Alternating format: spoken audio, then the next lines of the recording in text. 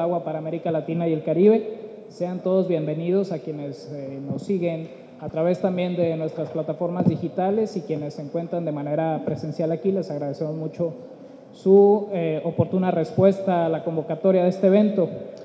La crisis del agua en el mundo amerita ser abordada de forma multidisciplinaria en busca de soluciones integrales que permitan asegurar el abastecimiento para las futuras generaciones. Retos como el crecimiento desmedido de la población y las megaciudades, así como el cambio climático, representan un gran desafío en la encomienda de suministrar los servicios primarios en las comunidades del mundo. En este contexto y a propósito de la celebración del Día Mundial del Agua, que fue el pasado 22 de marzo, el Tecnológico de Monterrey, a través del Centro del Agua para América Latina y el Caribe, y las sociedades de alumnos de las carreras de Ingeniería en Desarrollo Sustentable e Innovación y Desarrollo, así como el Programa Estudiantil de Sostenibilidad y Student Energy, organizamos el panel de expertos Cómo distribuimos el agua, impacto del cambio climático en la gestión de los recursos hídricos. La idea de este evento es reunir a expertos de diferentes disciplinas para conocer su punto de vista en torno a la gestión de los recursos hídricos a propósito de la amenaza que representa el cambio climático y entonces plantear juntos alternativas más integrales. Para comenzar, los presidentes y representantes de los grupos estudiantiles del comité organizador nos dijeron un breve mensaje.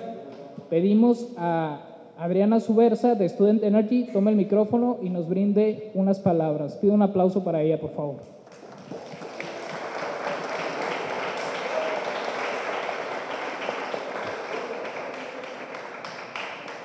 Muchas gracias, Iram. Muy buenas tardes a todos los aquí presentes. Mi nombre es Adriana Subersa, vicepresidente de Student Energy, y estoy aquí en representación de todo mi equipo. Antes que nada, quisiera agradecer la oportunidad al Centro del Agua para América Latina y el Caribe por darnos la oportunidad de colaborar con ustedes en la organización de este evento, cuyo principal objetivo es conmemorar el Día Mundial del Agua. Student Energy es una organización internacional que busca formar la próxima generación de líderes energéticos que acelerarán la transición de nuestro mundo hacia un futuro sostenible. Nosotros creemos firmemente en la iniciativa de la Agenda 2030 impulsada por las Naciones Unidas, mejor conocida como los Objetivos del Desarrollo Sostenible, para generar estrategias que favorezcan el crecimiento económico, que aborden una serie de necesidades sociales como educación, salud y oportunidades de empleo, que luchen contra el cambio climático y que promuevan la protección del medio ambiente. Uno de los objetivos de dicha iniciativa consiste precisamente en garantizar la disponibilidad y gestión sostenible del agua y saneamiento para todos de aquí al 2030. Student Energy reconoce la importancia de promover el interés en los estudiantes en el área de manejo y uso sostenible de los recursos hídricos y energéticos con el fin de analizar las interdependencias y las complejidades específicas del nexo agua-energía. Esperamos que al finalizar este panel el público conozca las opiniones de expertos en las áreas de hidráulica, economía, cambio climático, medio ambiente, ecosistemas y sociedad, y que además dimensione la amenaza que representa el cambio climático en la gestión de recursos hídricos y adopte una visión multidisciplinaria que ayude a plantear nuevas alternativas para mitigar esta problemática. Muchas gracias.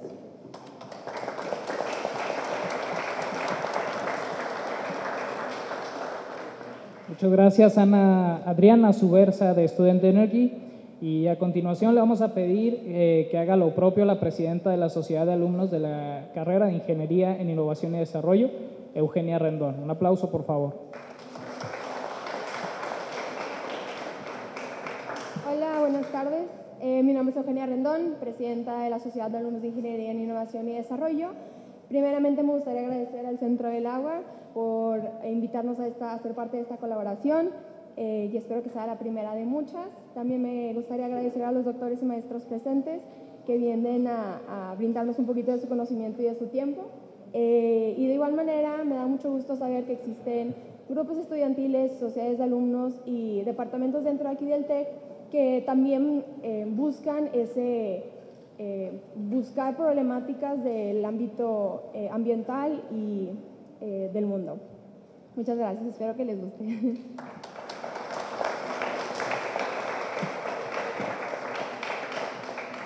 Muchas gracias a Eugenia Rendón por sus palabras. Pedimos a la presidenta de la Sociedad de Alumnos de la carrera de Ingeniería en Desarrollo Sostenible, Margarita Martínez, que nos brinde un mensaje.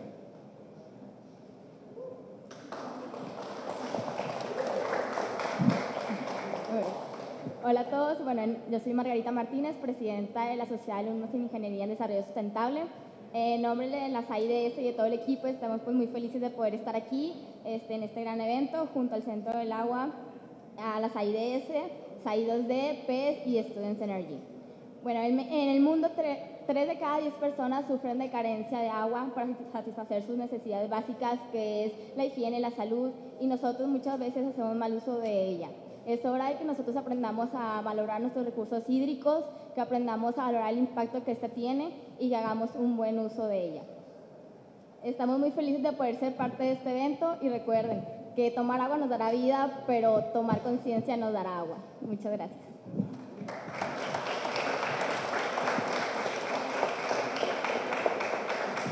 Muchas gracias a Margarita Martínez por su mensaje. Y bueno, finalmente le vamos a pedir a la presidenta del Programa Estudiantil de Sostenibilidad nos brinde un mensaje.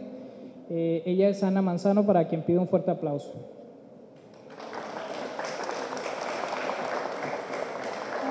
Buenas tardes a todos los presentes. En nombre del Programa Estudiantil de Sostenibilidad, pues agradecemos ser parte de este tipo de eventos en el que se promueve lo que es nuestra misión y visión, que pues bien es lograr que la comunidad TEC, tanto en alumnos como en personal administrativo, integre la sostenibilidad en su vida y pues con la finalidad de crear profesionales que vivan con una cultura responsable con su entorno y que tomen en cuenta las necesidades de generaciones futuras. También esto va de la mano que nosotros somos parte de Sustainable Development Solutions Network, en donde nosotros promovemos tipos de eventos o cualquier tipo de campañas en donde se promuevan los objetivos de desarrollo sostenible. Y pues ahora conmemoramos el Día Mundial del Agua, que pues conlleva muchos de los ODS que nosotros apoyamos. Muchas gracias.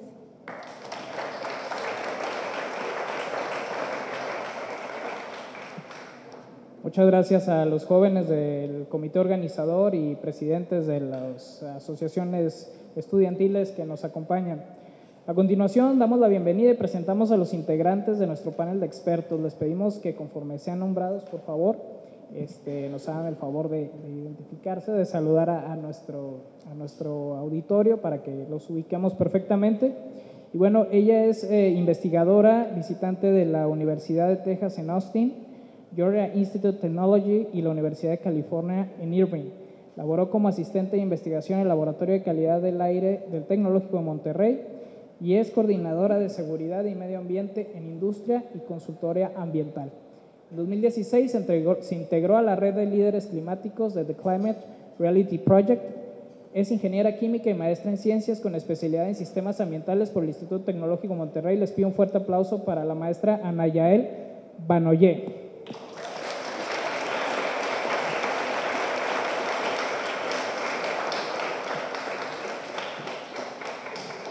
Profesor titular en Economía por la Escuela de Ciencias Sociales y Gobierno, nivel 2 en el Sistema Nacional de Investigadores, investigador asociado del Centro del Agua para América Latina y el Caribe, del Tecnológico de Monterrey, egresado de la Universidad Michoacana de San Nicolás en Hidalgo, maestro y doctor en Economía y Planeación del Desarrollo Económico Regional por la Escuela de Economía y Ciencias Políticas de Londres.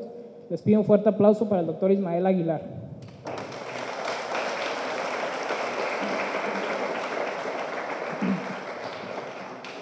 Su experiencia profesional incluye diversos puestos en el gobierno de Michoacán, el Instituto Mexicano de Tecnología del Agua, la Universidad Autónoma de Querétaro y el Tecnológico de Monterrey. Tiene más de 25 años de experiencia docente y dirigió más de 30 tesis de posgrado. Cuenta con 99 publicaciones en revistas arbitradas y congresos nacionales e internacionales. Es autor de 6 libros, 12 capítulos de libro y ha editado 3 obras técnicas. Es ingeniero civil, maestro en Ingeniería Hidráulica y doctor en Hidrología por la Universidad Nacional Autónoma de México. Un fuerte aplauso para el doctor Aldo Iván Ramírez.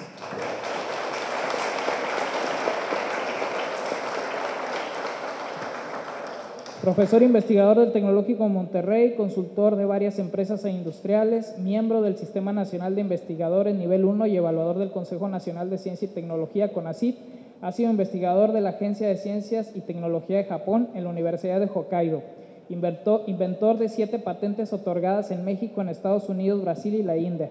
Ingeniero agrónomo especialista en irrigación por la Universidad Autónoma Chapingo. maestro y doctor en Ingeniería Urbana y Ambiental por la Universidad de Hokkaido. Fuerte aplauso, por favor, para el doctor Miguel Ángel López Zavala.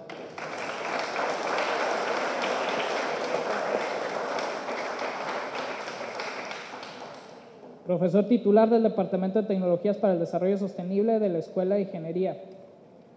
Ha sido profesor visitante e investigador por la Escuela de Ingeniería y Ciencias del Tecnológico de Monterrey. Le pedimos un fuerte aplauso para el doctor Gerardo Mejía.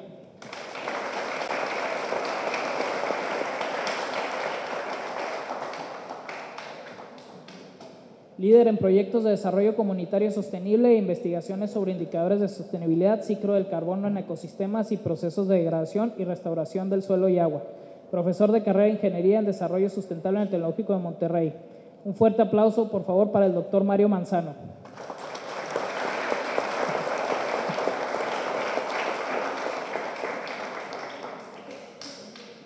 Bueno, tengo el gusto de presentar a profesor titular, líder del Grupo de Investigación Energía y Cambio Climático, director del Centro del Agua para América Latina y el Caribe de la Escuela de Ingeniería y Ciencias, ingeniero químico y de sistemas, maestro en ciencias con especialidad en ingeniería ambiental por parte del Tecnológico de Monterrey, doctor en filosofía con especialidad en ingeniería ambiental por el Georgia Institute of Technology, el doctor Alberto Mendoza, quien además es el moderador de nuestro panel y a quien le dejo el micrófono. Un fuerte aplauso.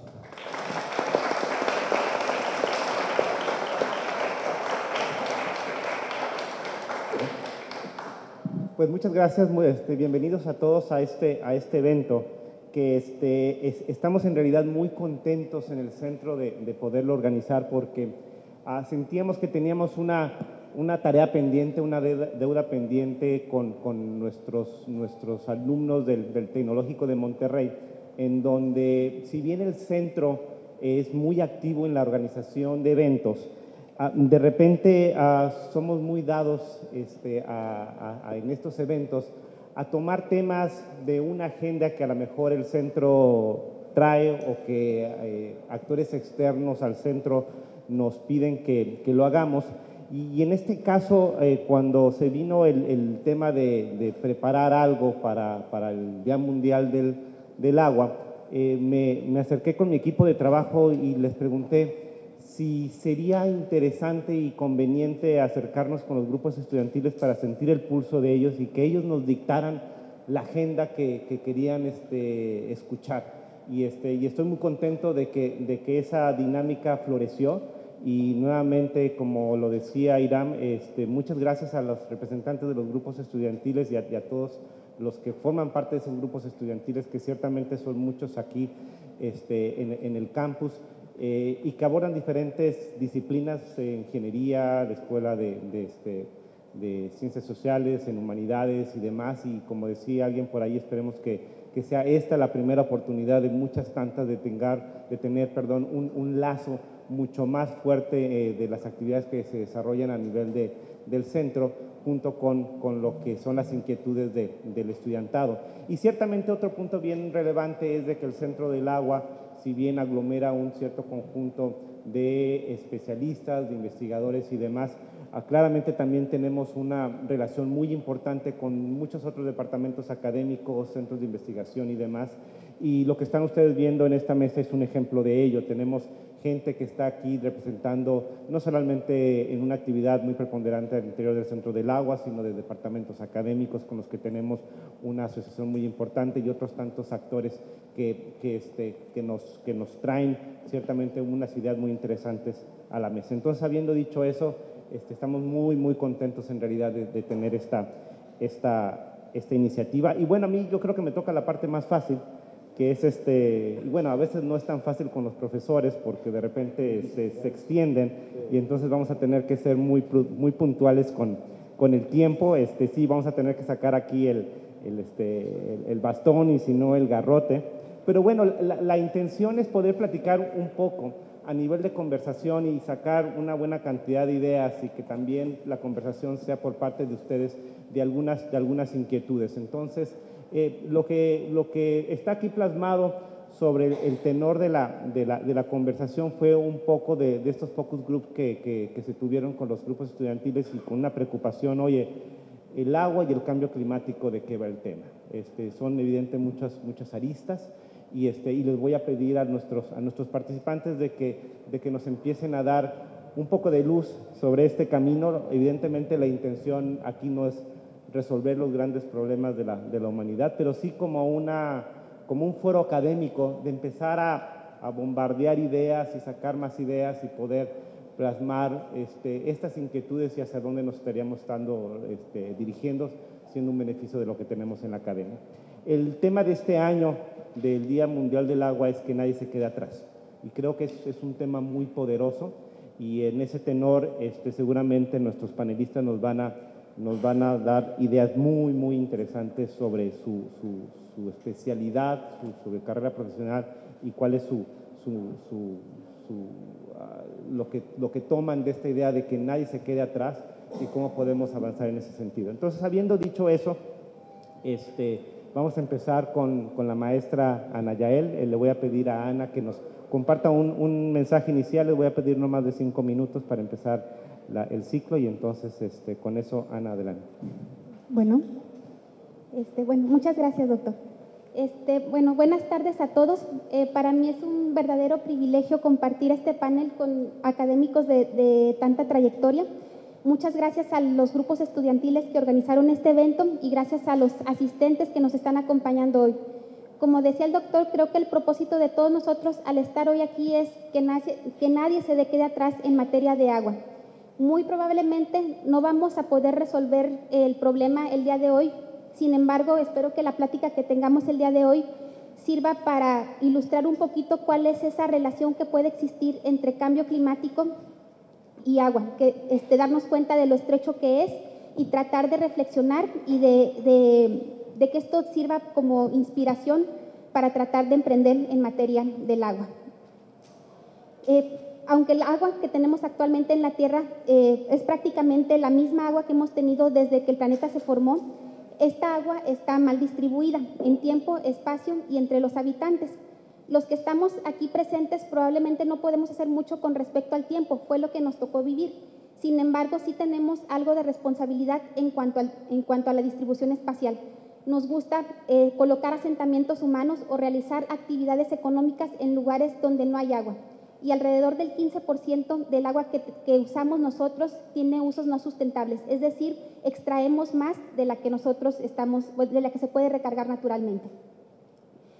Además, conforme a nuestra constitución política, todos tenemos derecho a acceso a agua. Sin embargo, esta agua no está disponible en la mayoría de los estados. Alrededor de 8 estados tienen un porcentaje deficiente de acceso al agua. Y por otra parte, apenas entre el 94 y el 95% del país tiene acceso a suministro a agua potable. Es decir, estamos hablando de alrededor de 7 millones de personas que en México, equivalentes a alrededor del estado de Nuevo León y Coahuila juntos, donde no tienen no tienen acceso a este recurso. Ahora, por otro lado, como mundo, nosotros estamos enfrentando el problema del cambio climático. Es quizás el problema más importante que estamos viendo. Y este problema puede sintetizarse más o menos de esta manera. Los seres humanos realizamos un sinnúmero de actividades, muchas de estas, si no es que todas, generan emisiones de gases de efecto invernadero que se acumulan en la atmósfera. A mayor concentración de estos gases de efecto invernadero se absorben mayores cantidades de calor. Y al absorber mayores cantidades de calor, la atmósfera se calienta, se remite el calor hacia la Tierra y la temperatura aumenta. Hasta el día de hoy y desde 1880, la temperatura del planeta se ha incrementado en alrededor de 0.8 grados centígrados. Y la mayor parte de este calentamiento se ha dado en los últimos 40-45 años. Precisamente por esta razón, por este calentamiento, el Panel Intergubernamental de Cambio Climático, en octubre del año pasado, emitieron un reporte sobre las implicaciones que tendría un incremento de 1.5 grados centígrados en nuestro planeta. Actualmente ya llevamos 0.8 de ese 1.5 grados centígrados y las conclusiones de este reporte eran de que tenemos un periodo muy cortito para actuar en cuanto a esto si es que no queremos evitar impactos catastróficos. Tenemos apenas, eran 12 años, ahora ya son 11 años para evitar cambios importantes. En este sentido, tenemos que actuar y la primera parte donde se manifiesta este cambio climático o donde se manifiesta este aumento de temperatura es en la parte del agua. Por ejemplo, un aumento de temperatura trae consigo el derretimiento de los polos, el derretimiento de los glaciares, que son superficies que son muy importantes por su capacidad de reflejar radiación y mantener de esta forma el planeta en temperaturas adecuadas para la vida. Conforme se derriten los polos, tenemos entonces una mayor cantidad de agua líquida que por el contrario es muy buena para absorber radiación y de esta manera se calienta el planeta. Un planeta más caliente va a emitir más radiación infrarroja y el planeta se va a calentar. Una atmósfera más caliente implica que se absorbe mayor cantidad de humedad, se provocan lluvias más intensas, océanos más calientes evaporan más agua y esto implica huracanes más intensos. Si bien es cierto que las precipitaciones incrementan la disponibilidad de agua superficial, así como la recarga natural de los acuíferos, también es cierto que estos huracanes más intensos tienen un efecto en la población, efectos que pueden ser dañinos en la población, en la disponibilidad de agua y en la infraestructura, causando daños económicos. En México, el mayor impacto a los eventos hidrometeorológicos se concentra en 17 estados que albergan alrededor del 62% de la población. Y ese mismo calor que está evaporando agua de los océanos, también evapora agua del suelo, lo que genera sequías intensas y de mayor frecuencia.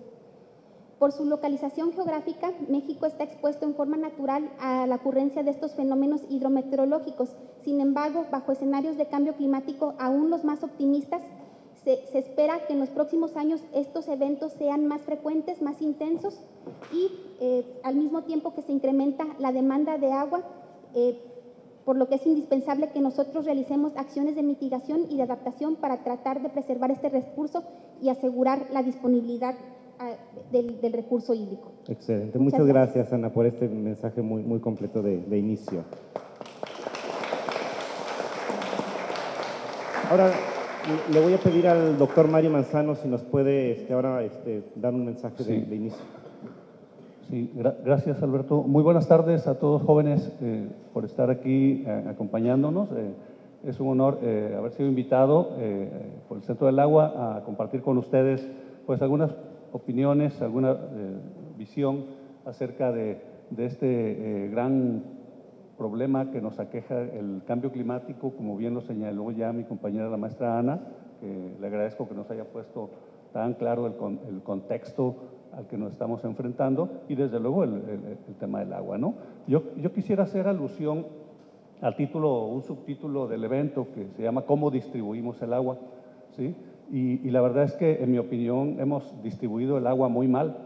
El agua ha sido mal distribuida, no solo por las cuestiones naturales que ya comentaba Ana, sino por una parte por la distribución de la población y por otra parte pues por las políticas públicas que se han implementado para la administración y la normatividad del recurso. Entonces, mi participación quiero hacerla en el contexto de los entornos urbanos y los entornos rurales en los que vive la población mundial y particularmente la población de nuestro país. Y quiero hacer un poquito de historia, no tanta, ¿verdad? Si nos vamos a hace 100 años México era un México rural y toda la política pública en varios aspectos, pero particularmente la política pública del agua, se centró en la población rural y se centró en la producción de alimentos. La agricultura y la ganadería y todas las actividades del sector primario fueron privilegiadas, por decirlo así, por la política pública de entonces, ¿sí? Se dieron concesiones que hasta la fecha existen para la producción agropecuaria, ¿sí? Y pues estaba bien en un inicio, ¿no? En 100 años solamente, ¿sí? En 100 años solamente la faz del país cambió por completo. 100 años después tenemos un México urbano donde creo que alrededor del 85% de los habitantes ya viven o vivimos en ciudades y ya dejamos el campo, ¿sí? ¿Qué está pasando con las concesiones? Pues continúan. ¿Qué pasa con las necesidades de producir alimentos? Aumentan, ¿sí? Porque ya somos un país 35 veces más grande de lo que éramos en 1910 o cuando se estableció la política agraria, después vino la distribución de las tierras, ¿sí? Mucha gente vive en ambientes áridos, como señalaba Ana, pero pues porque ahí les asignaron el recurso tierra y ahí les tocó, por decirlo así, vivir. Este asunto entonces nos pone en un escenario bastante difícil.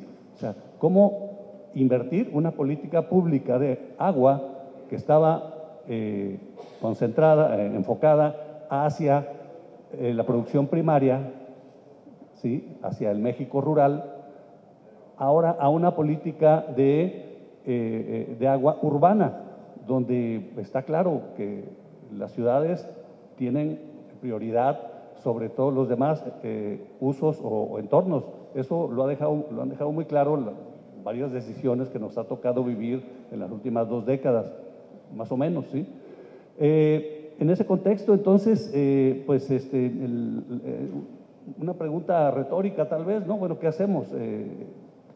¿Cómo contribuimos como académicos, como investigadores, como extensionistas, como consultores, etcétera, ¿sí? Especialistas, en cómo contribuimos para que esto verdaderamente funcione, para que se atiendan las necesidades de la población urbana, pero para que no se descuide también el asunto de la producción primaria, porque es definitivo que todos dependemos de los ecosistemas y todos dependemos del campo, ¿sí? Y el asunto de haber concentrado la política en el entorno rural, pues también con una visión muy productivista, ¿sí? Por otra parte, dejó las cuencas hidrológicas, las cuencas hidrográficas en un estado bastante lamentable, que hoy día son incapaces de sostener a sus ciudades aguas abajo, ¿sí? Y entonces, pues, se piensa en medidas de trasvase de agua entre cuencas, etcétera, que hasta cierto punto empiezan a tener sentido. Bueno, aquí dejo yo mi participación y agradezco mucho el espacio. Gracias. Muchas gracias, Mario.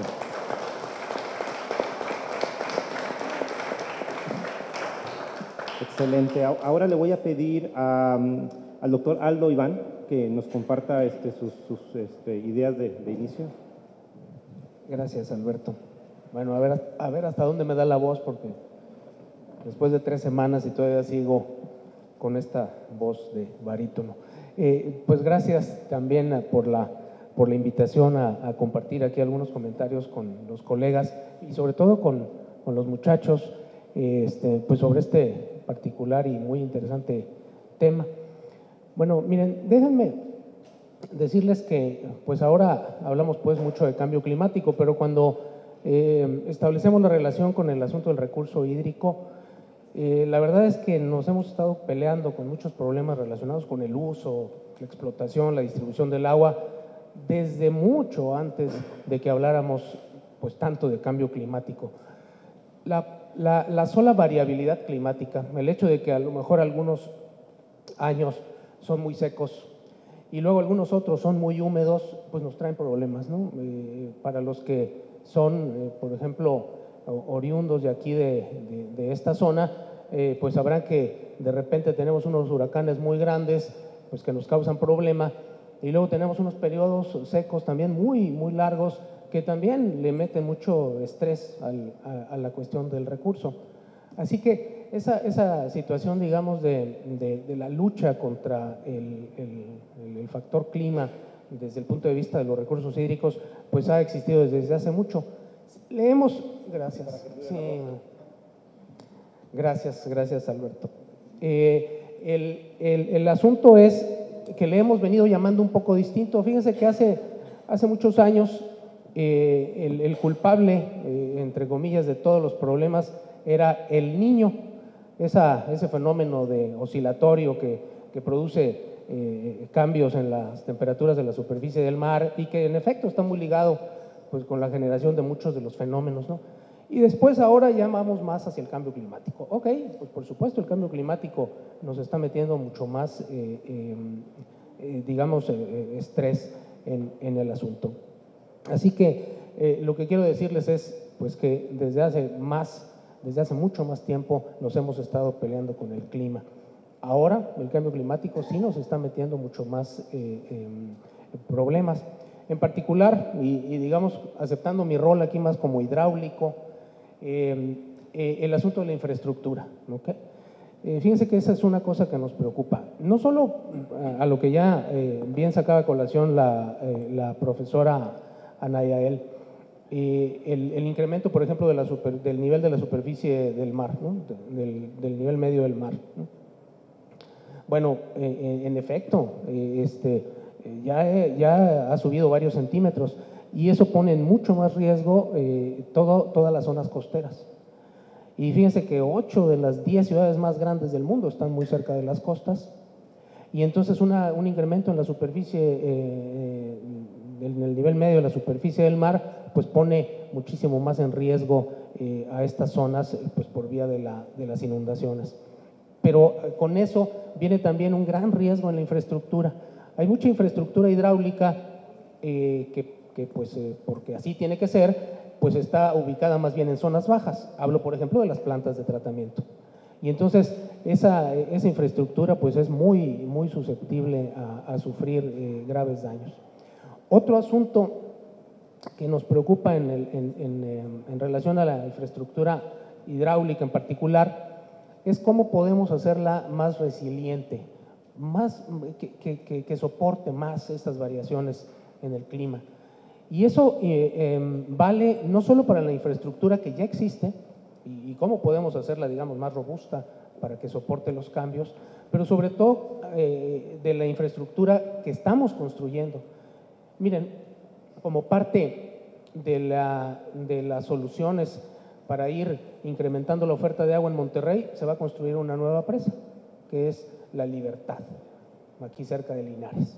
Bueno, esa presa, una vez que se construya, va a tener fácilmente una vida útil de 80 o 100 años, ¿no? Entonces, ¿qué va a pasar en 100 años? ¿Cómo va a estar el clima? ¿Y cómo puedo diseñar ahora una infraestructura que sea más robusta ante un futuro del cual no estoy tan seguro?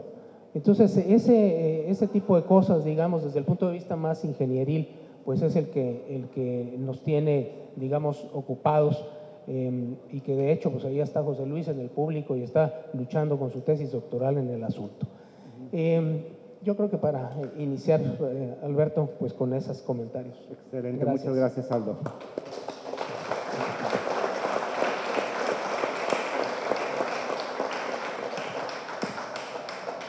Ahora ya me voy de aquel lado de la mesa y le voy a pedir al doctor Miguel Ángel López que nos comparte unas ideas. ¿Qué tal? Buenas tardes. Primeramente agradecer a los organizadores, a los grupos de estudiantes, la invitación.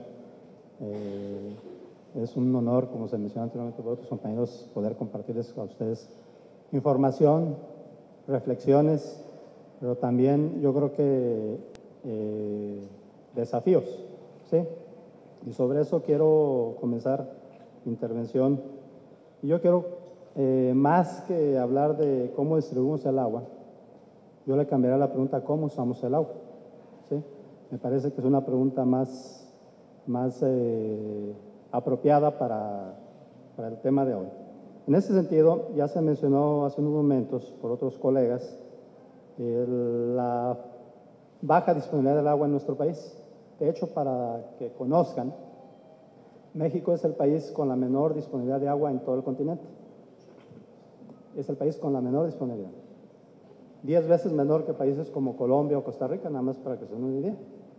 Ahora bien, también se mencionó que hay una muy mala distribución en el tiempo y en el espacio.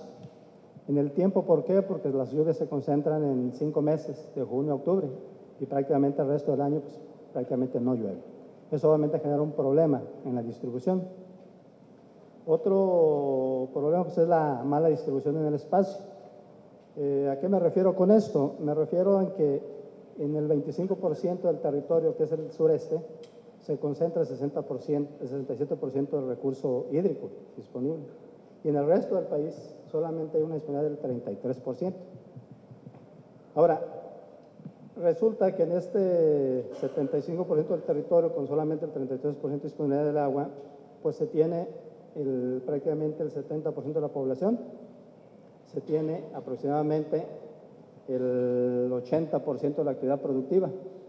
Entonces, esto obviamente nos genera un problema de la perspectiva de la presión del recurso hídrico. Es decir, donde hay menos agua, hay la mayor cantidad de población y la mayor actividad productiva, ¿sí? Entonces, es un punto muy importante que tenemos que considerar. Por otro lado, también es importante entender que el agua en nuestro país se usa de la siguiente manera, aproximadamente 77% en la agricultura, ¿ok? Un 14% es uso doméstico urbano y un 9% a nivel industrial. También es importante remarcar que de este uso doméstico urbano el 22%, 23% es consumido por la industria. Entonces estamos hablando que en realidad la industria consume alrededor de un 14% y el uso doméstico urbano un 11%. Obviamente esto es relevante porque hay una distribución del agua más enfocado o un uso más enfocado hacia la agricultura. Pero hablemos ahora de las eficiencias con las que se utiliza el agua, ¿sí? Las cuales en términos generales son muy bajas. Por ejemplo, en el sector agrícola las eficiencias oscilan entre un 33 y un 55%. Esto quiere decir que alrededor de un 45 o un 67% del agua que se toma de la fuente se pierde por evaporación, por infiltración o por mal manejo. Entonces es un reto importante. En lo que se refiere al sector uso doméstico, pues las eficiencias totales no superan el 50%, ya que las eficiencias físicas son alrededor del 65%, las eficiencias comerciales más o menos del mismo orden, de tal manera que esto significa que en el uso doméstico urbano no más del 50% del agua se paga. Entonces, obviamente es un problema bastante serio. Otro tema no menos importante es lo que tiene que ver con el manejo, el tratamiento y disposición de las aguas residuales. En este caso, en la agricultura, ni siquiera hay estadísticas, ni siquiera hay información para poder valorar, ¿sí? Cómo se manejan las aguas residuales en la agricultura, porque es una actividad que también genera aguas residuales. En el caso del uso doméstico urbano, tenemos que se colecta solamente un 92% del agua residual que se genera en nuestro país, que quiere decir que un 8% se expone al ambiente sin ningún control. De este 92% que se colecta, entre un 57 y un 60% se trata. ¿Qué quiere decir? Que con eso que no se colecta más, lo que se trata, estamos hablando de que un 50% del agua residual en nuestro país de uso doméstico urbano, pues no se trata. ¿Ok?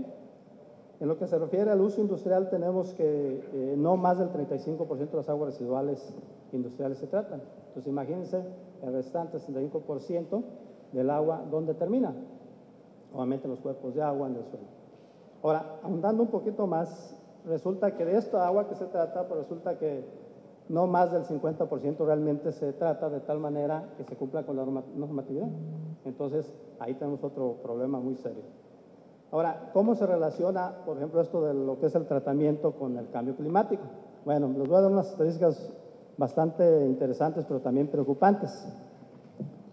Resulta que en Latinoamérica, no más del 30% de las aguas residuales se tratan. Y en el Caribe y en Centroamérica, no más del 10%. Ahora, pregúntense, ¿cuál es el destino final de las aguas residuales? Obviamente, pues son los cuerpos de agua y finalmente el océano. Ahora, ¿qué tiene que ver esto con el cambio climático? Bueno, resulta que las descargas de aguas residuales en el océano, ¿sí?, implican una aportación excesiva de nutrientes. Y estos nutrientes están impactando, ¿sí?, de manera muy severa porque están causando la desaparición de los corales, de los arrecifes coralinos. Ustedes saben que los arrecifes coralinos es el principal fijador de CO2, ¿sí?, en el planeta, más que los bosques. Entonces, aquí hay un punto importante que quiero puntualizar para finalizar mi intervención, es de que muchas veces hablamos del cambio climático y estamos muy preocupados por las emisiones de CO2, pero yo creo que todavía más importante que eso es que nosotros estamos destruyendo los principales fijadores de CO2 del planeta, que es nuestra principal maquinaria precisamente para regular el clima del planeta. ¿Sí?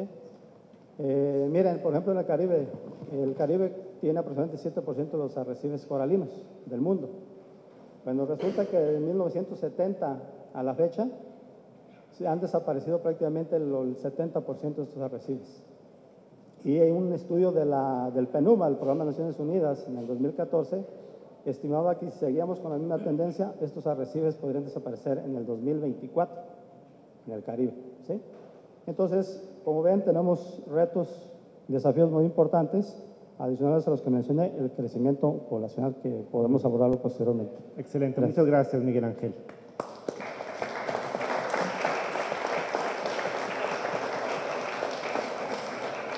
Ahora le voy a pedir al doctor Gerardo Mejía si nos puede compartir unas ideas. Muy buenas tardes. Pues les agradezco mucho la invitación y tener la oportunidad de estar aquí con ustedes para platicar sobre este tema tan relevante. Yo quisiera empezar con una reflexión y hago con los estudiantes. A lo mejor algunos ya les ha tocado por ahí, si están por aquí presentes. Pero la pregunta es, bueno, ¿realmente saben cuánta agua tenemos en la Tierra? ¿Qué se imaginan? ¿Mucha? ¿Poca? Comparada con otros planetas, a lo mejor pensamos mucha.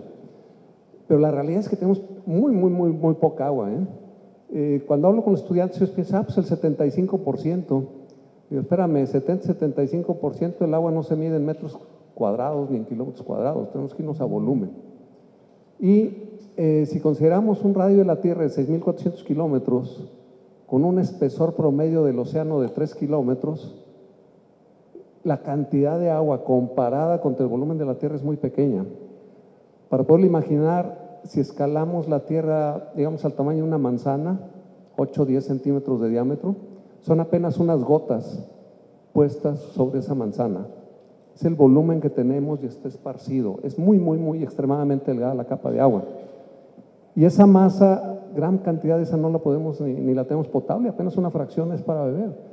Entonces, realmente eso es un recurso preciado que da vida al planeta, amén de otros recursos, ¿sí? Aire, pues todos sabemos, también está ahí presente. Ya no les digo de la masa de aire porque se van a asustar de la masa que es también muy pequeña. La cobertura vegetal, la cobertura de donde obtenemos los alimentos también es muy pequeña, esa masa comparada contra el total de la Tierra, que es donde ocurre la vida orgánica. Y otros muchos factores de seguridad, de educación, etcétera. Cambio climático, obviamente, cómo está impactando, quedan contenidos y se han vuelto los grandes objetivos de la sostenibilidad. Y ahí es lo que tenemos de una base de referencia. Entonces yo esta parte ahorita la quiero ligar para poder poner en un contexto más global de qué estamos hablando. Tenemos recursos muy preciados, una cantidad muy pequeña que necesitamos utilizar muy sabiamente para poder seguir adelante. De otra forma, estamos poniendo en peligro la supervivencia de la vida humana. Y eso es realmente lo que trata de contestar la sostenibilidad. Esta es una palabra que pues la hemos usado como un sustantivo, que es la sostenibilidad, pero a veces se usa como adjetivo. Hoy es un proyecto sostenible. ¿Y por qué? Pues ya dijo que era sostenible, ni protestes. O sea, ha de ser bueno, pero no sabemos ni por qué.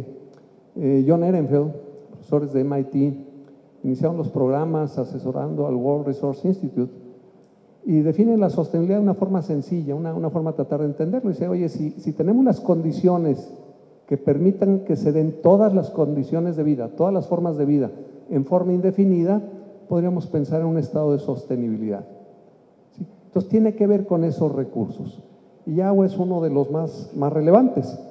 Y dentro de esos objetivos que quedan enmarcados desde este campo de la sostenibilidad, el cambio climático pues representa, como ya lo mencionaron, uno de los desafíos más grandes que enfrentamos en la actualidad. Otros temas como el decaimiento de capa de ozono, pues se pudo estudiar, se tomaron acciones, se pudo, digamos, seguir estrategias o protocolos entre los países que se permitieron negociar para recuperar esa capa. Y va en recuperación. Se ha visto en los últimos años que ya se empieza a recuperar esa capa de ozono y se espera que pues con el tiempo pudiera llegar a recuperarse, es lo que se pronostica. Sin embargo, cambio climático, el tomar decisión sobre este tema ha sido bastante más complejo. Y uno de los problemas más interesantes es la causa. Entre las causas está nuestra necesidad de energía, nuestra necesidad de recursos. Y típicamente pensamos en agua por la disponibilidad que tenemos hacia el uso humano. Pero si pensamos en todo el uso de agua en su contexto industrial, es increíblemente grande aparte del agrícola. La producción de alimentos obviamente se lleva gran cantidad de agua, probablemente el porcentaje es muy, muy alto en todos los países, 60, 70, 80%, dependiendo del país. Y en uso industrial, si pensamos en energía, nuestra demanda de energía también, como es actualmente, requiere de agua para todos los sistemas de enfriamiento, tratamiento, extracción de petróleo. El petróleo, pues vemos que sale a veces solito, ahí de acuerdo a las películas, pero realmente inyectan agua para poderlo empujar. No es nada más cuestión del fracking.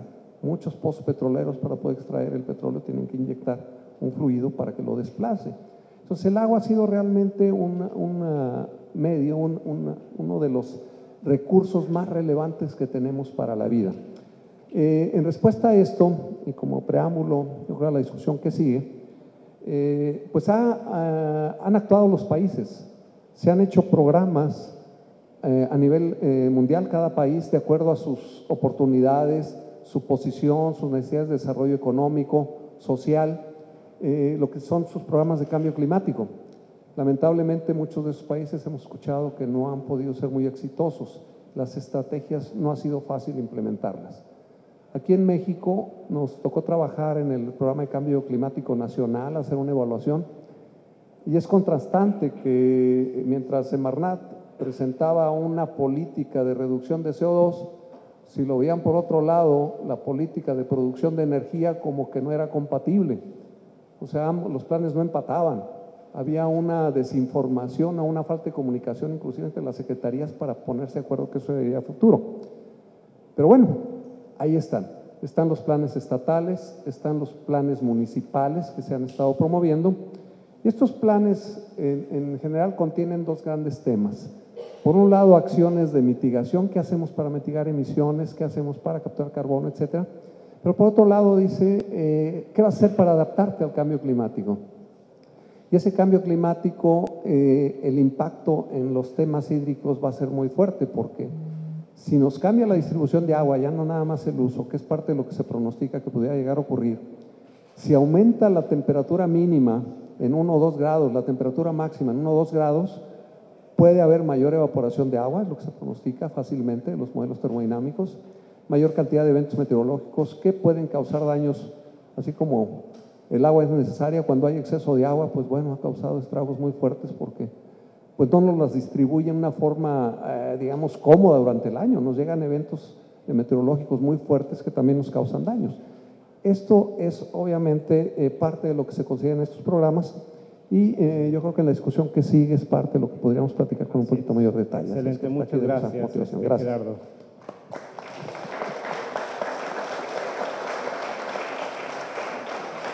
Y bueno, para terminar esta ronda le voy a pedir al doctor Ismael Aguilar que le doy doble gracias por estar aquí, porque sé que trae una gripa media espantosa. Ismael, muchas gracias. Bien, muy buenas tardes. De hecho, esta tos y esta gripe es herencia de mi paisano allá en el otro extremo. Sí. Estábamos terminando un artículo, él y yo trabajamos mucho juntos con el doctor Jürgen Magnet aquí también. Hemos hecho un equipo de primera, la verdad. Pues estábamos terminando un artículo, Aldo estaba enfermo y la verdad, pues somos paisanos egresados de la misma universidad, solo que nos conocimos aquí. Y a mí me dio pena decirle que prefiriera no trabajarlo, ¿verdad? Porque tenemos aparte la presión de terminar el paper.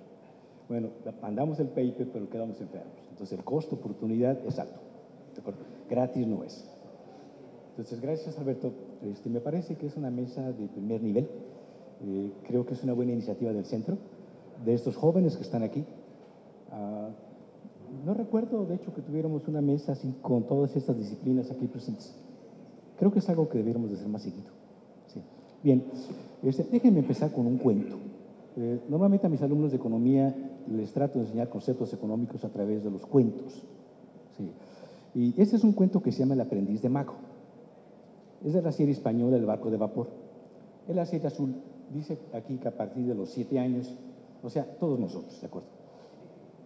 En el aprendiz de mago, tiene conexión con el tema, de ninguna forma vayan a pensar que este profesor no se preparó.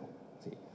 En el aprendiz de mago hay una esquela en el periódico que dice que el mago se murió. Entonces hay un niño muy preocupado por las palomas y los conejos del mago. Va a la casa del mago y para su sorpresa, ahí está él vivito y coleando. Y le dice, ¿pero cómo? ¿No anunciaste que te habías muerto? Y dice, pues mira, sí, es que como no hice los grandes actos de magia que quería hacer, pues decidí morirme. Y es un cuento metafórico, porque a menudo estudiantes jóvenes que tenemos aquí, que quieren conquistar el mundo, bueno, hay cosas pequeñas que se pueden hacer, pero que tienen un inmenso valor. Entonces, para abreviarles el cuento, el niño convence al mago de que regrese a las funciones, y esa noche el mago regresa. Y le agradece a la audiencia aquí, como la que tenemos aquí esta tarde, de que fueron a verlo.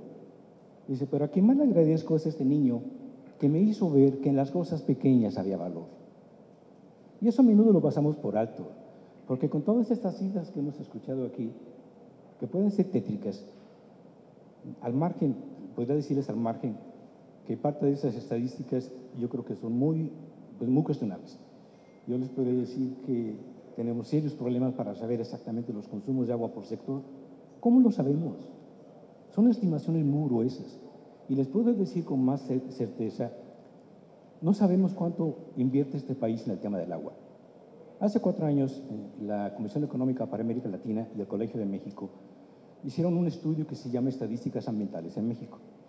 A este profesor le pidieron que escribiera el capítulo del agua. Y saben que no sabemos cuánto gastamos en agua. Porque hay dependencias federales, hay dependencias estatales, está la Conagua, pero también está la Cancillería, está la Gobernación, la Secretaría de Gobernación, Fonden depende de la Secretaría de Gobernación, este Fondo de Desastres Naturales, está la Zagarpa, están los municipios, y cuando le seguimos la pista al dinero, saben que cambiaron los años base, y cambiar el año base significa que los pesos de ahora no se pueden comparar con los pesos de hace 10 años, sino se hace un ejercicio metodológico para hacerlos comparables. Déjenme regresar al ejemplo. En el aprendiz de mago, el mensaje es muy poderoso, pero ese mensaje se lo escuché hace 10 años a un profesor hablando de cambio climático en una videoconferencia. Nos conectamos en el CEDES, un profesor inglés. Y ya después de escuchar un panorama similar a que escuchamos ahorita, hay una pregunta del público, y la pregunta es, ¿qué podemos hacer ahora? Y el profesor, con toda la sabiduría, le dice, bien podíamos empezar con una buena plomería, ¿sí? Con cosas prácticas, con cosas que están a nuestro alcance. De ninguna forma estoy minimizando la gravedad de los asuntos, y estas cifras, las que sean científicas y que puedan ser veraces, tienen mucho fondo. Pero en el otro extremo de la película hay cosas muy prácticas, muy elementales que todos podemos hacer y que no tenemos que crear el gran modelaje ni preocuparse con las grandes cosas. Quizás el problema es al revés, que esas cosas chiquitas no las hacemos, y si no las hacemos, no estamos autorizados para hablar de las cosas grandes. Si bien, pueden checar el reporte del Foro Económico Mundial, está en internet gratuito, se llama Riesgos Globales, The Global Risk Report, edición 2019. El problema número 1 para los negocios es la adaptación a cambio climático. Ese es el problema número 1 para los negocios. ¿Sí? ¿Quieren un ejemplo pasando de lo sencillo a lo complejo? Este país ha tenido tradicionalmente problemas con Estados Unidos porque le debemos agua a Estados Unidos del río Conchos que llega al río Bravo, pero Estados Unidos nos da agua del río Colorado.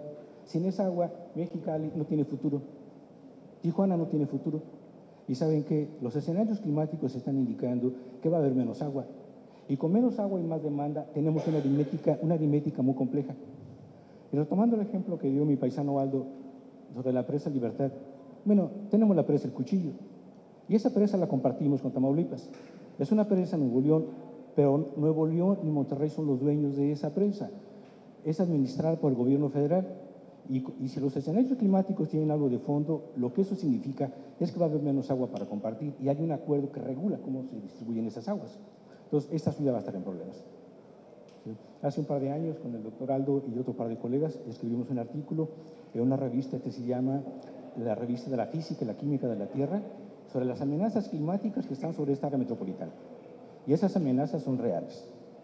Este artículo es de acceso abierto, se llama Journal of Physics and Chemistry of the Earth, es de acceso abierto, está entre los 5 artículos que más se han descargado de la revista. El Centro del Agua pagó por este acceso abierto, cosa que le agradecemos mucho al centro de manera institucional. Entonces, esta ciudad está en serios problemas de que un día se puede quedar sin agua. ¿Sí? Entonces, la pregunta es, ¿qué se va a hacer ahora?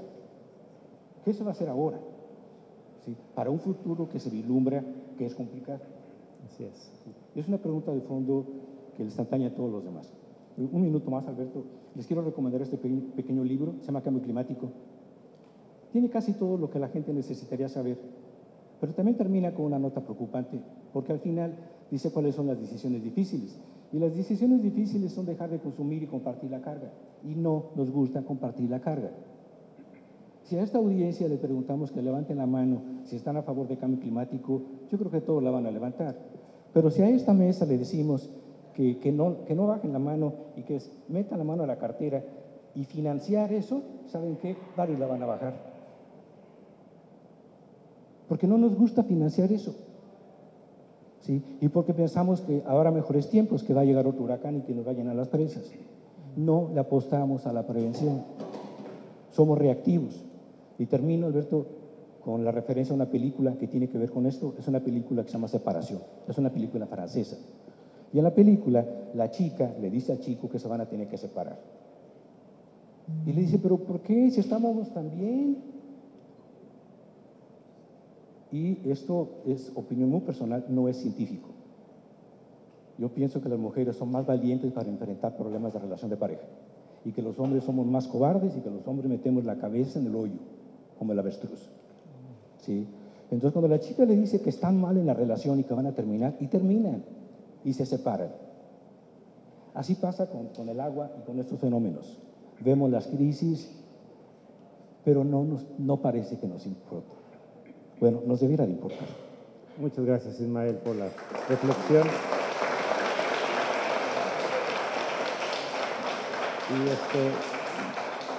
Y antes de continuar con la siguiente ronda, que va a ser una ronda, esperemos, relativamente corta, les voy a pedir 3 minutos en una reflexión. Algo que ocurrió con este panel, y también debemos de decirlo, es que cuando uno organiza este tipo de eventos y invita a los panelistas, ellos lo saben muy bien, de repente tiene uno un plan B y resulta que todos nos dijeron que sí. A lo cual agradecemos otra vez muchísimo de que todos hayan dado este tiempo y agradeciendo de que hayan visto una oportunidad muy, muy importante para poder compartir las ideas con estos chicos. Muchas gracias nuevamente por eso.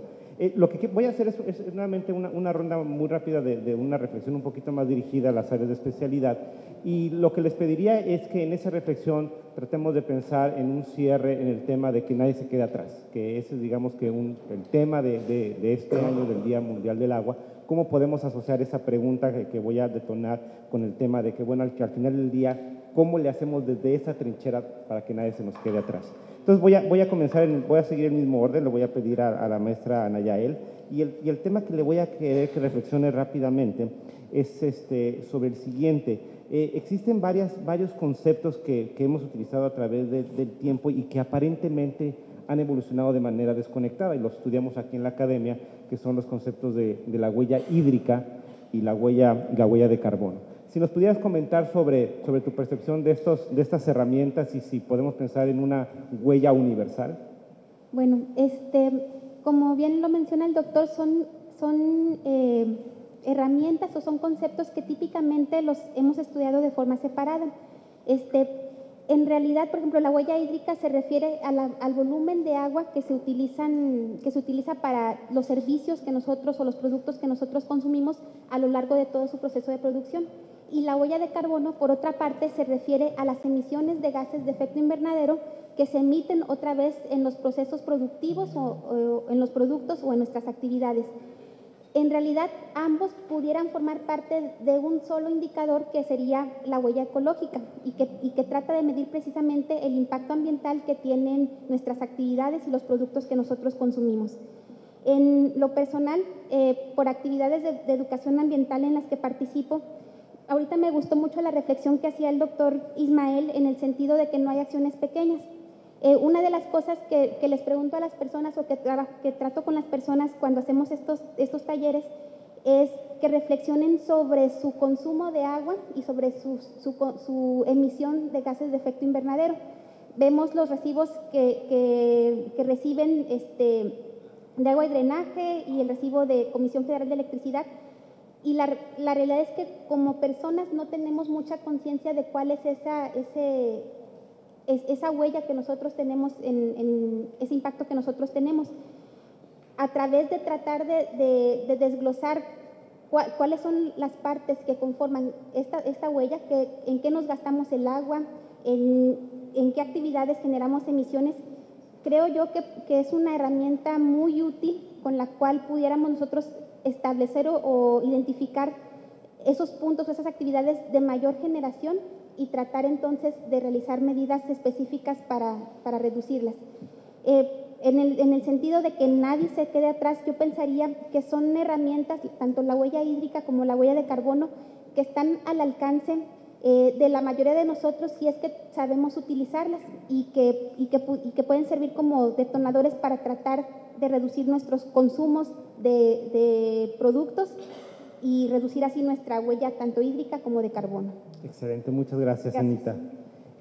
Mario, tú en tu intervención comentabas la relevancia del sector primario en el tema global de agua, pero también obviamente cómo ha evolucionado su respuesta ante cambio climático. Pensando un poquito en futuro y tomando las ideas de estas nuevas herramientas, también hay nuevos conceptos que están evolucionando y uno de ellos es algo que el centro también está promoviendo, que es el nexo agua y energía y alimentos, que es dejar de ver los temas como silos, sino atacarlos ya de manera mucho más holística. En este sentido, hablamos del nexo agua y energía y alimentos, pero aparentemente podríamos estar dejando al lado cambio climático. ¿Tú dónde dirías que ahí está la conexión de los conceptos? Sí, gracias, Alberto. No, definitivamente el cambio climático es un entorno, es un contexto paraguas bajo el cual estamos operando, estamos viviendo, estamos produciendo, estamos estudiando, etcétera. ¿Sí? Hacemos nuestra vida. El cambio climático es un hecho. El cambio climático se ha empezado a manifestar de muchas maneras desde hace tiempo ya, pero no lo ignorábamos, no nos percatábamos que se trataba de eso. Y bueno, en ese sentido, el hablar de energía y alimentos para la humanidad, híjole, pues suena así como pues uno de los retos más grandes que tenemos como humanidad. Yo lo pondría de esta manera: no hay mayor reto en este momento que producir los alimentos suficientes para una población cada vez creciendo más y conservar los ecosistemas que, entre muchas otras cosas y bondades y servicios que nos dan agua. ¿Sí? Es el mayor reto que tenemos como humanidad. Si no atendemos esos dos aspectos, pues, híjole, no sé qué va a suceder con este futuro que ya es presente, ¿no? El asunto de la energía y sobre todo ante el cambio climático, pues, ¿cómo lo atendemos? Pues parece obvio. Oye, pues hay que pensar en energías, en fuentes de energía menos emisoras, ¿no? Menos contaminantes en general y menos emisoras de gas de efecto invernadero. Pues claro, pues excelente, pues vamos a darle. ¿Es muy fácil? Parece que no, ¿sí? Sobre todo cuando se contrapone con el asunto de las decisiones, los que toman las decisiones, los que arman las políticas públicas. A veces parece que pues, vamos en sentido contrario, ¿no? Nos encontramos y decimos, pues que no habría que reducir las emisiones y fomentar las energías limpias, eólicas, hidráulicas, solares, etcétera. híjole, está retador, pero no quiero desanimar a los jóvenes. Está retador y por lo mismo es motivante, ¿sí? Es algo que nos debe mover, que nos debe despabilar, es una descarga eléctrica que nos debe simbrar a todos y ver cómo sí le podemos hacer, ¿sí? Sí. Empezando, como decía mi colega, desde las cosas pequeñas. Exactamente, ¿no? Y por otro lado, la producción de alimentos, pues ya pusimos aquí, ya pusieron el escenario, ¿no? Entre 70 y 80% del agua dulce disponible, que es así de poquita, se utiliza para la agricultura. Y más de la mitad de esa agua que se utiliza en agricultura se desperdicia. ¿Por qué? Porque no se utiliza adecuadamente. Hoy día, en pleno siglo XXI, no tenemos sistemas de riego eficientes, eficaces para alimentar los cultivos. Excelente, muy bien. Entonces, bueno, eso, de esa manera resumiría yo el gran reto, Alberto, y a toda la audiencia. Muchas gracias. Gracias, Mario. Aldo, tú hacías algunos hincapiés en la infraestructura y tomando un poco el comentario de Mario del futuro, yo sé que hay una frase que te gusta a ti mucho, que es que pues el futuro ya no es lo que era antes. Y lo difícil de que es pronosticar qué es lo que va a ocurrir en el futuro, ¿no? Entonces, en este sentido hay también muchos movimientos, que si es infraestructura gris, que si es infraestructura verde, dónde ponemos el dinero. ¿Tú dónde dirías está donde tiene que irse el futuro en este tema de pues, la disponibilidad de agua? ¿Cómo vamos a abordar el crecimiento poblacional? Tenemos problemas de contaminación de los mantos freáticos. ¿Hacia dónde está este futuro? Gracias, Alberto. Sí, bueno, yo tengo otra frase. Esta viene de Quino y de Mafalda, porque dice que esto del asunto de los problemas del cambio climático no es el acabose, sino es simplemente el continuose de lo que empezóse hace ya tiempo. En efecto, bueno, fíjate que sí, digamos, toda esta situación de pues lo que al final podríamos simplemente resumir en incertidumbre en el futuro. Ya de plano no nos lo podemos imaginar. No solo por el asunto del cambio climático, sino por cómo está, digamos, vertiginosamente desarrollándose todo, la tecnología y todo lo demás. Y en el aspecto, por ejemplo, de la infraestructura, a lo mejor aquí lo que puedo hacer es tomar el caso de lo que hicimos dentro del plan hídrico de Monterrey para el abastecimiento, para el futuro, que tiene que ver en buena medida con infraestructura, no solo dura, sino también suave. Fíjense, en el caso del plan hídrico para Monterrey, la pregunta básica era, ¿cómo vamos a poder garantizar el abastecimiento para toda la población que está creciendo tremendamente? ¿Okay? La zona urbana crece 4 hectáreas diarias y con eso viene toda la demanda de servicios. Y entonces la situación era, bueno, si planeamos, por ejemplo, de 2050, bueno, ¿cómo va a estar la cosa en 2050? La verdad es que hay una tremenda incertidumbre, no solo en el asunto del clima, lo cual, pues, por supuesto, modifica la oferta de agua, y entonces, pues, no sabemos, por ejemplo, si hacemos una infraestructura, pues, si en el futuro, pues, vamos a poder garantizar un suministro de ella, ¿no? Aún sea una gran presa o un pozo. Sino también otros factores que están ahí metidos, como el crecimiento de la población, que depende de muchos factores económicos y de todo lo demás. Y también otros factores externos, por ejemplo, el asunto de las tarifas de agua potable.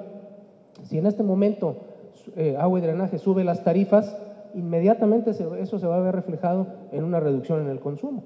Y por eso a veces las tarifas se utilizan como una herramienta para modular, digamos, la demanda. Pues no, eso es lo que no nos gusta.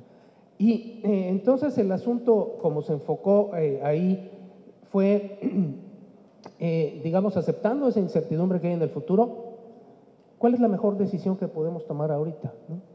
Y no solo involucrando la construcción de nueva infraestructura dura, como esa presa Libertad, una serie de pozos y lo que sea, sino también, por supuesto, involucrando alternativas pues más, digamos, orientadas hacia lo sostenible, ¿no? Como por ejemplo puede ser el reuso del agua residual tratada, a través quizás como de inyección al acuífero, del agua tratada, y otras actividades más orientadas pues al lado suave, ¿no?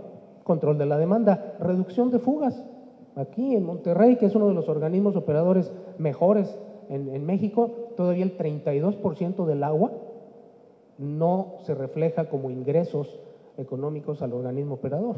No todo es fugas, pero 32, eso quiere decir que 1 de cada 3 litros no está siendo cobrado por agua y drenaje, ¿no?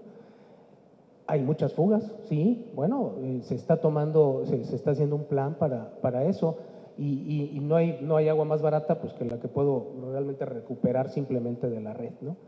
Y entonces la idea fue hacer, digamos, una búsqueda así muy amplia en miles de futuros plausibles, miles de futuros posibles, y ver para cada uno de esos futuros cuál es la mejor decisión que podemos tomar.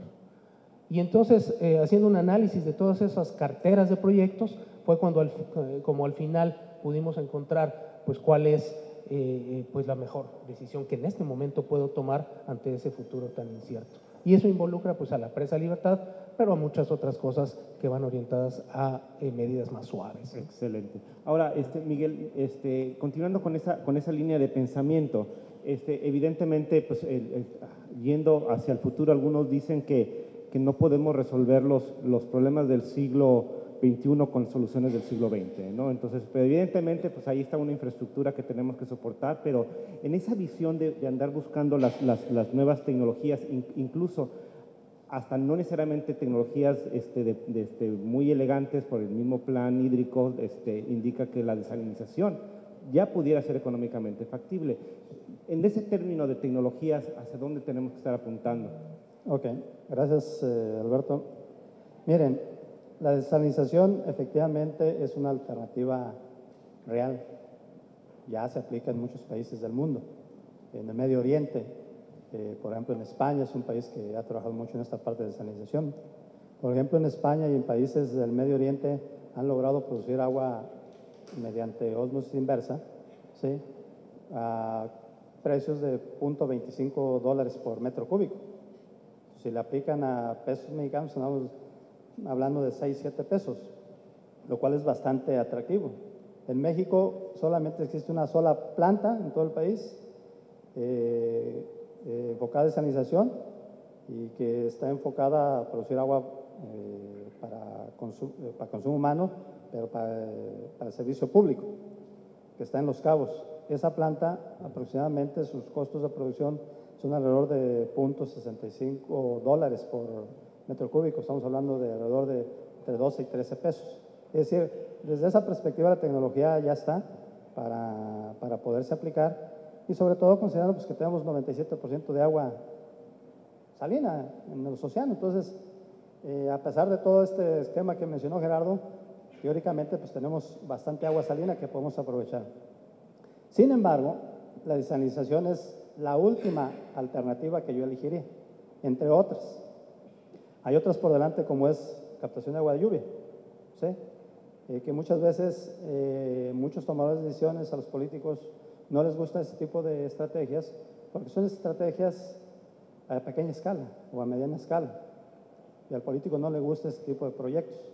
Sin embargo, yo he hecho estudios que me han permitido evaluar y determinar que, por ejemplo, captando agua de lluvia es posible abastecer toda la demanda de la ciudad como Monterrey, aún a pesar de que es una región con baja disponibilidad hídrica. O sea, se puede cubrir toda la demanda.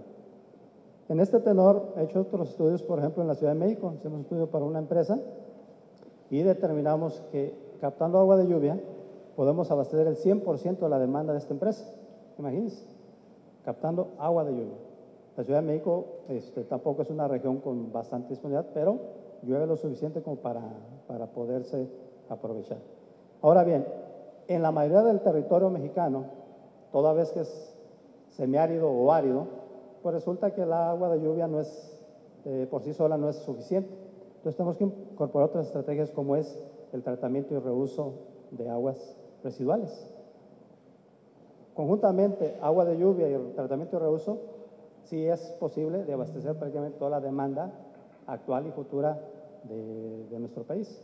A este respecto, quiero mencionarles brevemente lo que nosotros en el Centro del Agua estamos haciendo. Yo he desarrollado un sistema que a mí me permite ahorrar potencialmente hasta el 90% de agua en la vivienda. Yo les pregunto, ¿no les gustaría tener una vivienda donde solamente utilizan un 10% del agua que actualmente utilizan? Y si me responden que sí, pues les digo que ya está la tecnología, ¿sí? Sin embargo, el mayor reto en este tipo de tecnologías es que por un lado no hay marco normativo regulatorio y tampoco muchas veces no hay la voluntad de los tomadores de decisiones para implementar este tipo de tecnologías, pero ya está, ¿sí? Además de que me permite tratar las aguas residuales, recuperar recursos valiosos que se encuentran en las aguas residuales, como son todos los nutrientes, ¿sí? Y el mismo agua. De tal manera que son sistemas integrales, alternativos a lo que se ha hecho convencionalmente, por lo que mencionaban. Sí, el futuro ya nos alcanzó, o a lo mejor ya hasta nos pasó, ¿sí? Pero sí hay tecnologías. Y aquí yo quiero finalizar, Alberto, haciendo dos reflexiones. Muchas veces nos preocupamos, ¿sí? Y a lo mejor todos nos preocupamos por el agua, por el cambio climático, pero muy pocos actuamos, ¿sí? La mayoría somos espectadores de los problemas, de las soluciones, y no somos actores. Entonces mi invitación, sobre todo para la gente joven, es dejemos de ser espectadores, dejemos de preocuparnos y ocupémonos, seamos actores precisamente de las soluciones que se requieren, grandes o pequeñas, porque el país enfrenta retos pequeños, pero también enfrenta retos grandes. Entonces, esa es mi reflexión final. Excelente, muchas gracias, Miguel.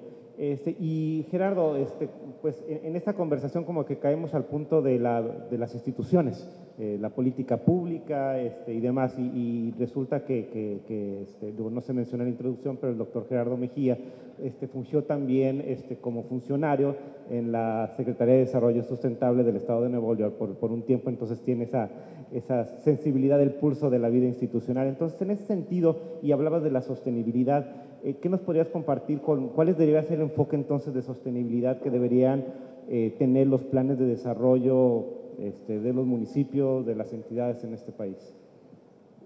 Sí, bueno, tuve la oportunidad de estar en la Secretaría de Desarrollo Sustentable en la Dirección de Cambio Climático y Calidad del Aire, y aparte de participar en otros estudios cuando se hizo la evaluación del Plan Nacional, la elaboración del Plan de Cambio Climático Estatal, también pues apoyar a algunos municipios cuando traían sus ideas de hacer planes municipales.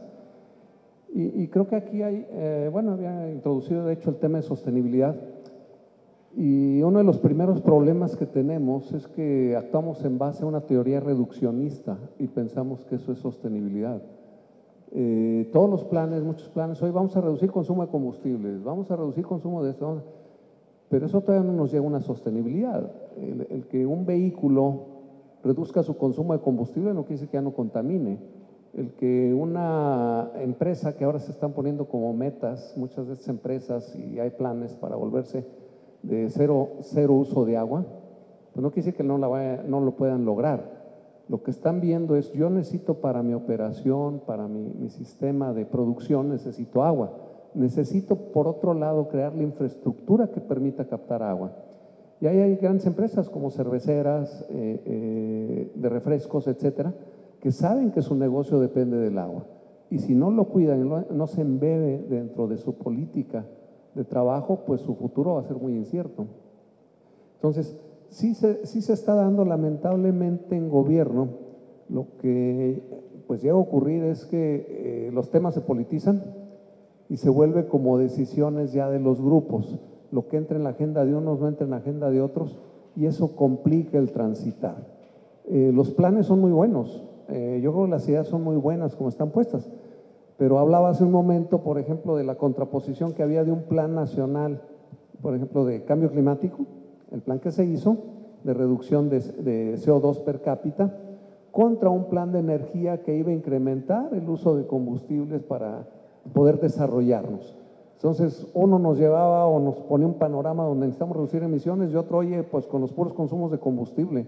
Y yo creo que no lo calcularon qué emisiones de CO2 representa, pues resulta que era más alto. Eso era una discusión inclusive a nivel intersecretarial, que es más relevante. Y cuando la gente lo lleva a su plano de decisión, pues tiene que jugar con los tres factores: el cuidado de un recurso con lo que es mi necesidad económica y con mi seguridad social, de vida, familiar. Inclusive aquí hay profesores que me comentan, oye, pues esto sigue mal por un lado, ¿a dónde me voy a ir a vivir? Porque está tan grave un problema de contaminación que tenemos de aire que ya está poniendo problemas muy graves en salud. Y por otro lado estamos pensando en el problema que vamos a tener de agua a 15 años. Y eso está más en la agenda que otros temas. Entonces, no ha habido un balanceo preciso en esos temas y eso ha complicado, yo creo que la decisión. Y aquí yo creo que es una falta de cambio de pensamiento que comentan algunos autores, se ha analizado este tema, que es, va a haber mucha presión en uso de recursos si hay desarrollo económico, por un lado. Al tener mayor recursos económicos, la gente quiere gastar más y comentábamos, todos los bienes pues van a requerir agua. El uso de agua es agua virtual, que es como se le llama dentro de esa huella hídrica, dentro del proceso de producción. Y por otro lado, energías, sí que necesita. Y cada nuevo ciudadano necesita también su share. O sea, oye, ¿cuál es mi cantidad de recursos que yo voy a necesitar?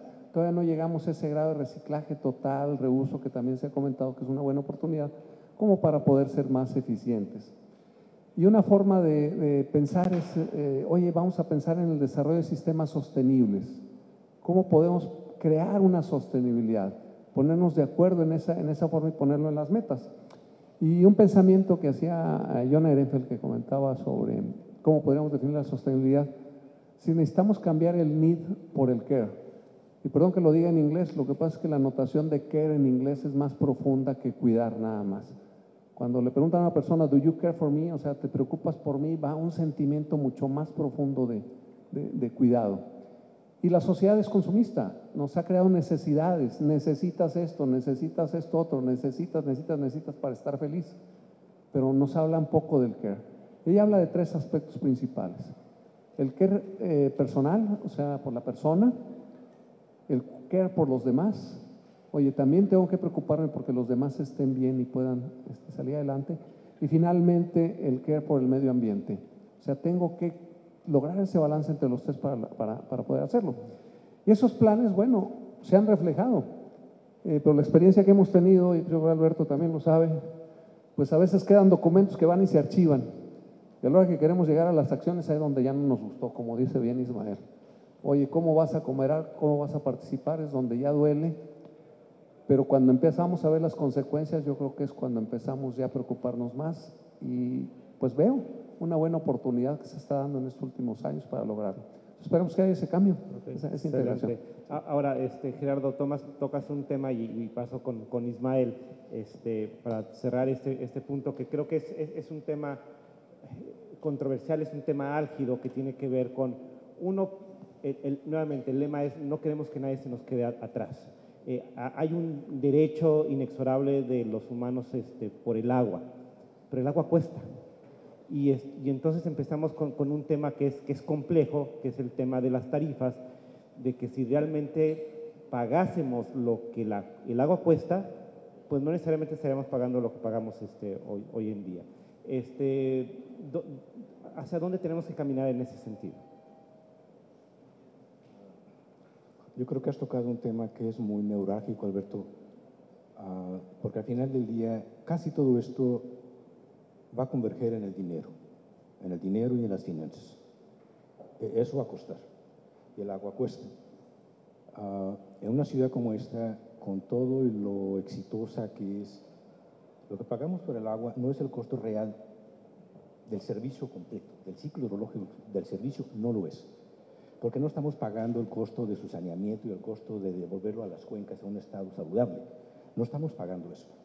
Pero eso pasa en una ciudad con una capacidad económica financiera relativamente próspera. Los estados que no están en esta capacidad, el futuro, Alberto, es más desolador. Hace algunos años, tú lo recordarás bien, paisano, hubo este programa de rescate de organismos operadores. Sí, les perdonaron más de 64,000 millones de pesos, porque sus finanzas estaban quebradas. Lo rescataron, pero sin estructuralmente corregir de dentro las cosas. ¿Qué ocurrió? Que otra vez casi todos ellos están en números rojos. Y es una cuestión de aritmética muy simple, ¿no? Lo que entra y lo que sale, lo que cuesta dar el servicio. Creo que eso va a ser caso por caso, Alberto, y que a veces las crisis ayudan, aunque pareciera también que nos hemos vacunado contra las crisis, ¿sí? No nos hace efecto ya. Pero si este país le va a tener que dedicar atención seria al tema del agua y al tema ambiental, tendrá que encontrar las maneras de cómo lo va a financiar. Y el espacio para la innovación es amplio, y esta ciudad es una ciudad innovadora. Lo que hace el FAM, por ejemplo, es muy interesante, de reforestar la parte alta de la cuenca, de comprar hectáreas y hectáreas para reforestar, que el agua se infiltre otra vez. Eso, lamentablemente, y Gerardo tiene toda la razón, va a chocar con esas políticas de otros sectores y con una urbanización que es muy depredadora, que urbaniza las partes altas. Y al urbanizar, saben que el agua ya no se infiltra, el agua escurre. Por eso es que en el río Santa Catarina llega, después de un huracán o lluvias más o menos moderadas, el agua llega muy rápido porque ya no tiene un freno. Acá muy paisano, con otro colega, escribió un capítulo en este libro, Déjenme usar el comercial. No les cobré horarios, pero déjenme usar el espacio para un comercial. El doctor Jürgen Magnet y un servidor publicamos este libro, Agua y Ciudades en América Latina. Hay ejemplos de que las cosas pueden funcionar. Este libro está en inglés, cuesta como $170, pero lo pasamos al español en la página del Banco Interamericano de Desarrollo, gratuitamente a un clic. El 30 de enero, al profesor Magnet y a un servidor nos dieron el premio a la investigación por la publicación de este libro. Entonces, ¿hay ejemplos de éxito? Sí. Que es el espacio para la innovación, sí. Lo que dice Miguel Ángel, creo que tiene razón. Hay espacio para reusar, para desalinar, sí. El problema con todo eso, y caso concreto con la desalinización, es que nos va a dar la falaz confianza de que estamos bien. ¿Sí? Y la desalamos. Esta ciudad tiene planes desde los 60, de los años 60 del siglo pasado, de traer agua del Golfo de México. Solo que esos tubos grandotes tienen que pasar por Tamaulipas, tienen que pasar por los estados, y es algo que se llama el derecho de propiedad, el derecho de paso. Y es algo tan elemental que nuestros ingenieros deben de saber. Construyen estas obras de infraestructura que pasan por municipios y por estados. Ese derecho de paso se tiene que negociar y se tiene que pagar. Los que son de aquí recordarán que hace algunos años, cuando se construyó la autopista Monterrey-Saltillo, duró meses detenida porque a los brillantes ingenieros o a quienes se les ocurrió el proyecto no tomaron en cuenta que había que conseguir esos derechos de paso. ¿Sí? Entonces, yo creo que la parte financiera, Alberto, es una parte toral, es una parte neurálgica, pero entra al terreno de la política. Por eso, entonces, nuestros estudiantes tienen que tener elementos siquiera básicos de economía política. Excelente, muchísimas gracias, Ismael. Y bueno, tenemos algunos minutos para algunas preguntas del público. Ahora es el momento para entretener esas preguntas. Acá tenemos a alguien.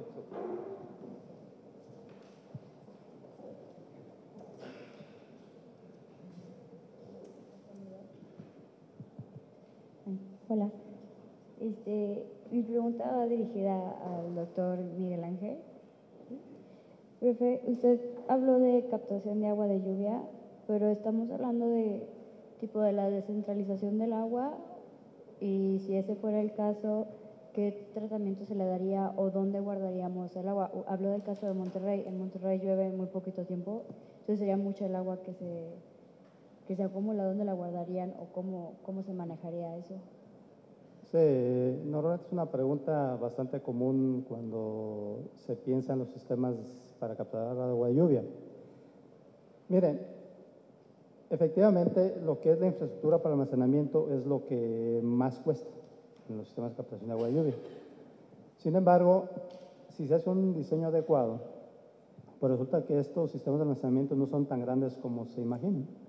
¿Cuál es la visión o la percepción de la gente? La gente cree que al captar agua de lluvia tengo que captar el agua de todo el año, ¿sí?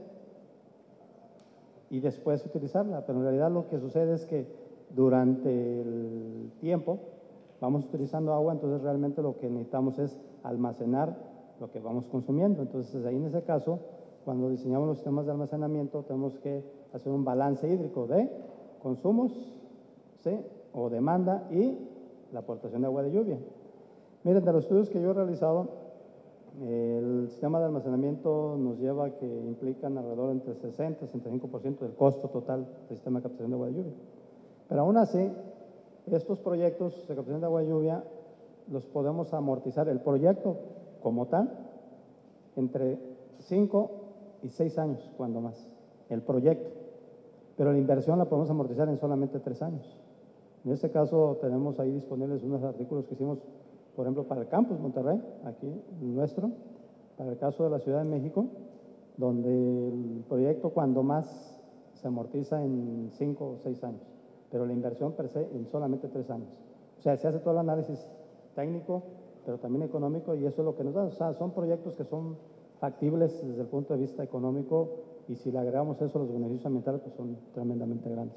O sea, sí implica un costo, pero no es tan exagerado como normalmente se considera, ¿sí? Excelente. ¿Tenemos alguna otra pregunta?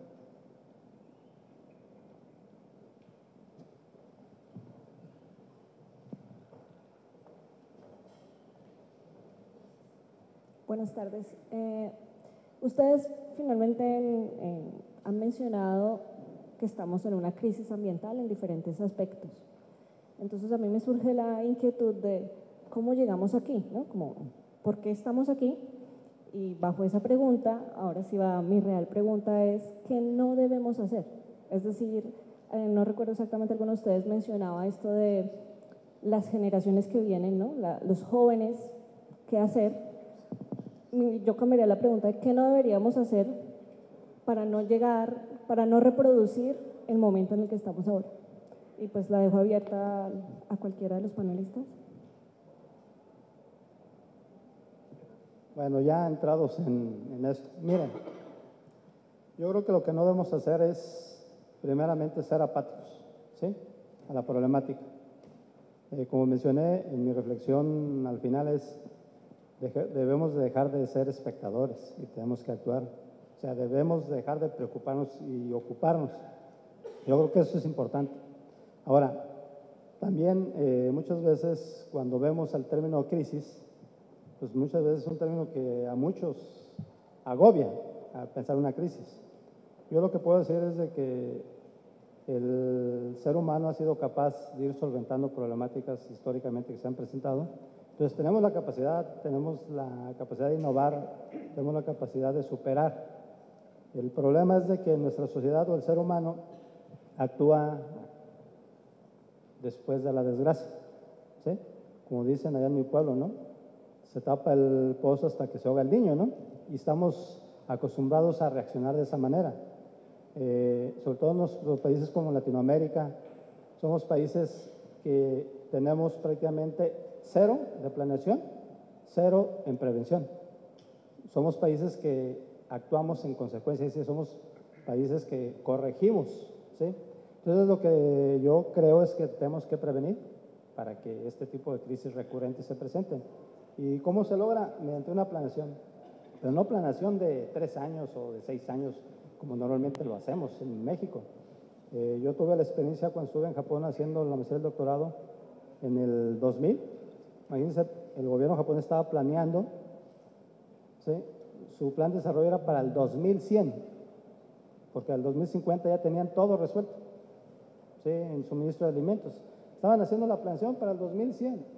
Imagínense, aquí en México no podemos planear ni en 3 años o en 6 años, entonces en realidad eso no es planeación. Entonces tenemos que atender ese aspecto de realmente planear a corto, mediano y obviamente a largo plazo, ¿sí?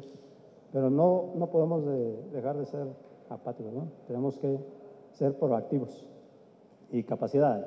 Yo creo que todos ustedes jóvenes tienen mucho talento, entonces la invitación es exploten el talento, ¿sí?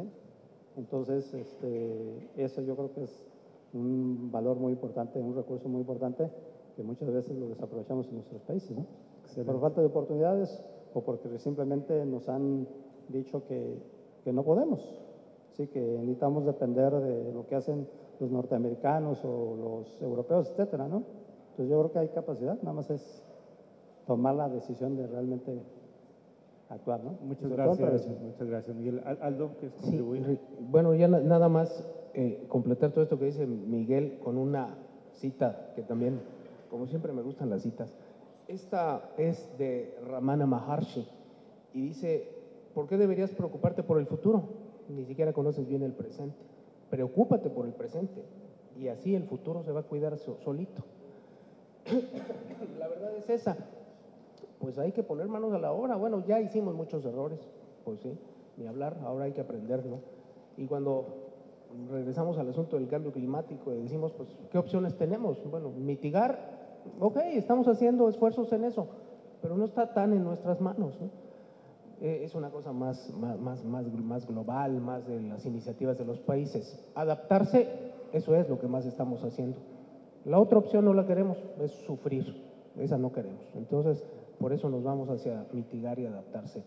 Y aquí siempre la cita de mi paisano Ismael es buena, todo empieza por una buena plomería. Lo que está en tus manos, pues empiézale por ahí, ¿no? A lo mejor muchos de nosotros tenemos fugas en nuestros propios WCs, ¿no? Bueno, pues hay que empezar reparando ahí, ¿no? Excelente, muy bien. Si no hay algún otro comentario, creo que estamos en tiempo. Nuevamente les agradecemos mucho, les pido un aplauso para todos estos panelistas que...